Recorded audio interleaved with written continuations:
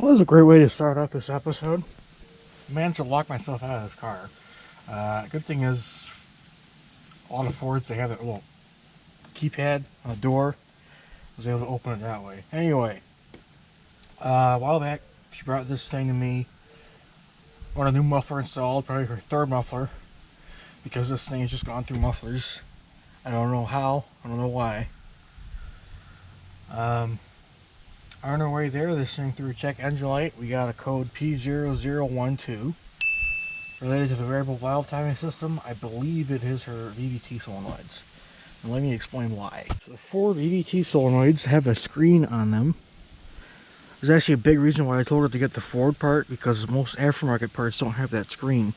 What seems to happen, maybe if you're behind on a couple oil changes, or maybe you don't maintain these things religiously as you say, gunk just clogs up those solenoids, or the screen on those solenoids, and causes the variable valve timing system to not work. Rather than pulling them out and cleaning it, I told her to get 2 new ones. We're going to try to install them. The first things first, you actually want to take a picture of the windshield wipers because they have to come off. And you want to make sure you put them on the way you had them off. You don't put that back together right, the wipers kind of fight each other.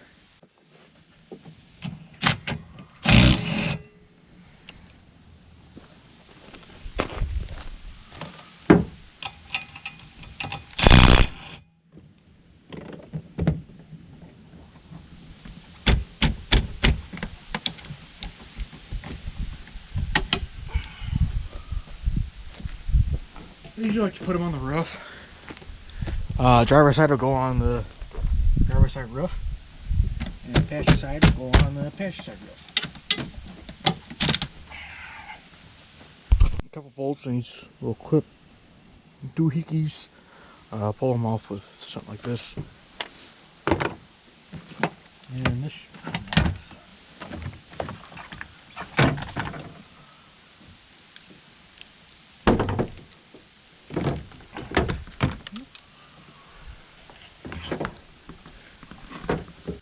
So we got to pull the valve cover.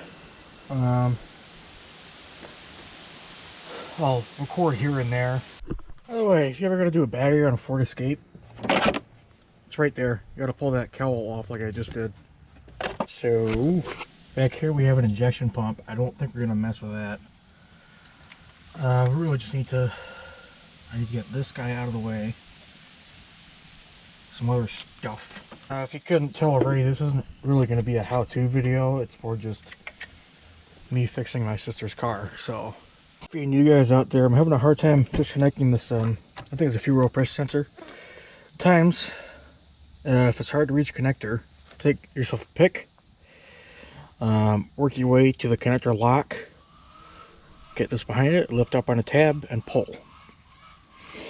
Let's see if it works. Oh, it's kind of tricky to see. It's buried underneath the intake. Ooh. I got it. Sweet. I got the harness fairly loose now. I still got some more stuff to disconnect, but I should have enough room to move the valve cover out of the way. And another tip, when you're trying to undo connectors and the lock just does not want to move, you can get underneath the lock tab with something like this too. Like that, and then just push gently. You don't want to break it. So now we have levers or cam position sensors, coil packs, and then just the bolts to hold on the valve cover. And then I believe it should come off. So the last bolt was a bracket. You got to reach way back here. There's a 13 mil bolt that's got to come out. You're gonna make me go run a town and grab more tools, aren't you? See, the problem is all my tools are at work, so I got to pack everything up, and I just kind of got to grab whatever I think I need. And some other ones would be really helpful right now.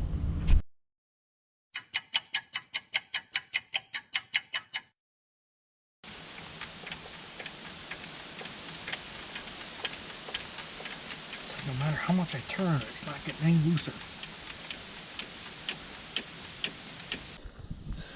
All that for a little bolt. Alright, Here's valve cover. It's stuck to these seals pretty bad. That was kind of a fight getting off. But I think the kit that we got comes with new seals too, so...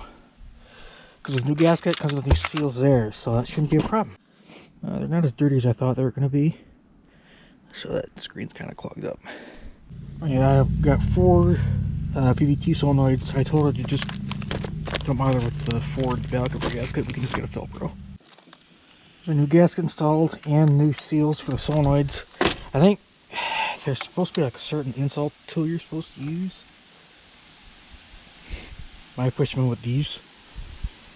But now that I'm looking at it, I think I installed them backwards. So I'm going to fix that. I did bring a hammer with me too. I could probably just gently tap on them to get them to go the rest of the way. Gentle tappy tap. On this channel, we do things the way that you're supposed to do them.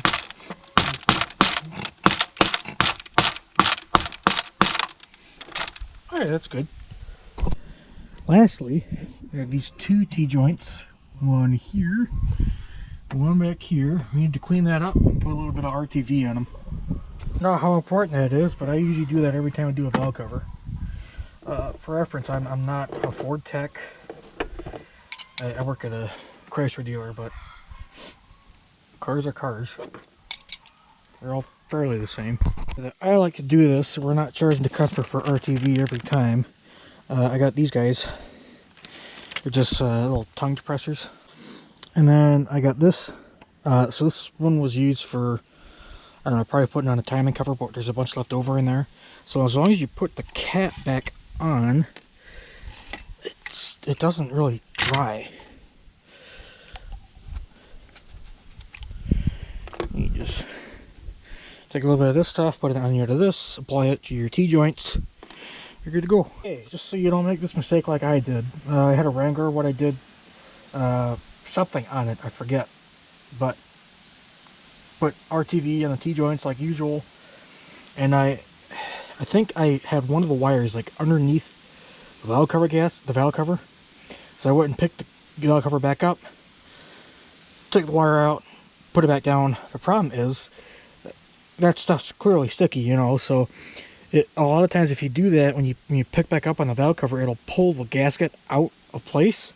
And then when you bolt it back down, it rolls it. So I had to do that twice. And last thing I said, while we're in there, throw some spark plugs in there too. I don't like where this is going. Alright, fellas. So this video has changed course quite a bit. You see something missing there, something that should be attached to it. Can you guess where it went? I've already gotten a couple big pieces out, but that's not all. Hopefully I can get this figured out, but let me show you what else happened. Remember this guy? His name's Cletus. He used to be a farm truck, that's why I call him Cletus.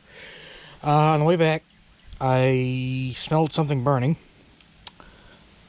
Pulled into the driveway, looked at all my tires, didn't see anything rubbing, because I was thinking maybe one of these could have come loose and was like rubbing on one of my tires, and that could have been really bad. No. You probably won't be able to see it. That valve cover gasket back there is leaking directly out of the exhaust manifold. So now, now I can't even drive and get different tools because this is broken down. So my sister's going out here tomorrow, so we can run to the store and I can get some valve cover gaskets. And I got a long night ahead of me trying to get the fragments of spark plug out of her engine. Yeah, I didn't want to record any of that because I lost my shit. You know that video of that guy that's like, he lives in Birmingham and he really doesn't like it there? That's kind of what it sounded like. You guys didn't really need to listen to that. Okay, cylinder 2's cleared out. We still got a big chunk in cylinder 4 to remove. And most people like to relax on their weekends. And then there's me. Okay, day 2. There was one big piece in there that I got broken up into 4 little pieces. I pulled one out. These 3 don't want to move. I really do not want to crank this engine over, because I've seen people, they'll put a vacuum cleaner, you know, over like this, like I've been doing. Put it over that, they'll turn the engine over and rely on that, try and get it out. I cannot take that risk. One little piece left. So let me explain what I did this morning. First thing I did, because I don't want to overheat this vacuum, let it cool down overnight. I let it run for like 30 minutes straight. These didn't budge at all. I mean, I looked at the borescope, they were sitting in the same spot. How I actually managed to break this up into smaller pieces, because it was one big piece. I watched it on the borescope. It wasn't sitting over one of the valves. It was sitting like over the cylinder head. So I turned the engine over, and it broke that one big piece into 4 little ones. Like I said, I got one out. I'm fighting with it for a while. Finally, I sprayed some carb cleaner in there, because I think the carbon deposits on the piston that was causing these to stick to it, and they didn't want to move. Sprayed some of that in there. Turned it on. Within the first second or so, these 2 came out. So I'm probably going to run this thing for like another 15 minutes. Hopefully it gets that little last chunk out. Come on, baby. I think we got him. Alright. Mateo, come on. Yeah, I don't see anything in there.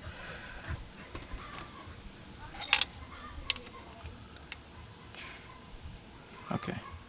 I checked that one earlier. I think we're good. Alright. Alright, it runs. I was too nervous to put it on camera, but I got to piece this thing back together, and then we'll take it for a drive. Hey, it's running. What a crappy weekend. Right, so my sister's gone. Right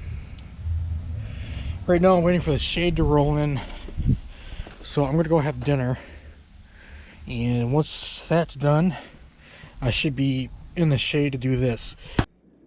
My name is Phoenix. I like to bug people while they're trying to eat their food. It shouldn't be too hard. I think we just got 10 bolts to get off. That does not fill me with confidence. That bolt was not very tight. Now, when I bought this thing, they told me, ooh, that's RTV. It's not supposed to go there. When I bought this thing, they mentioned that they did some engine work. Now, I don't know to what extent they did.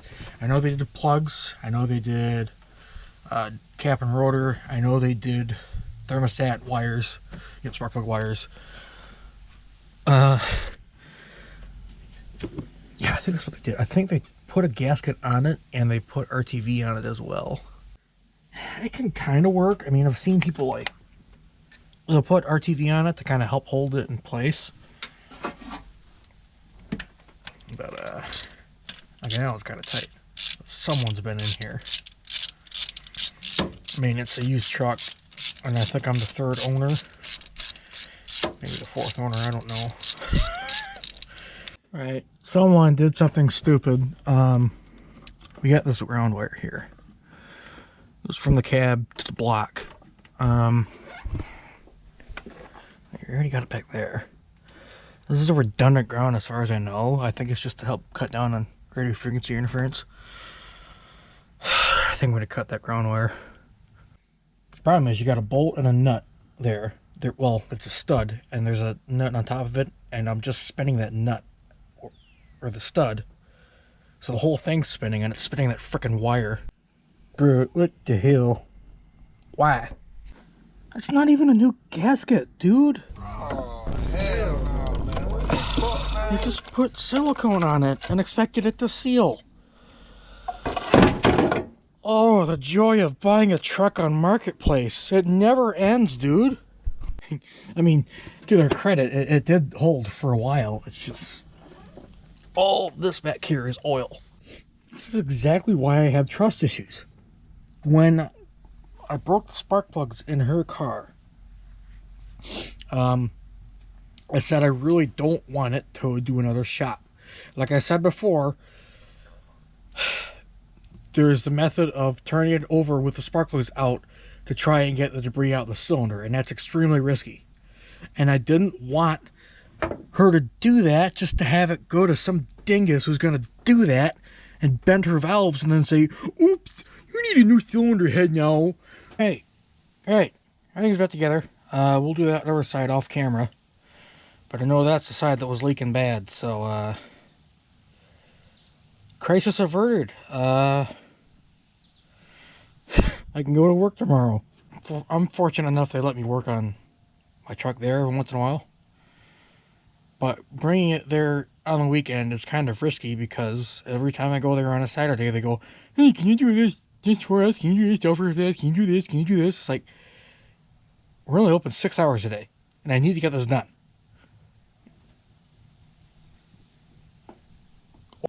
But I want to keep this engine in as good condition as I can because in the far future, once the motor on that one pukes out, I want to put this one into that one. Not be for a very long time, because that old 3.7 Magnum still got plenty of life in it. But if I haven't stated it before, that's why I'm going through all the effort to fix that one. Is because I'm gonna keep that one. All right, long weekend's finally over.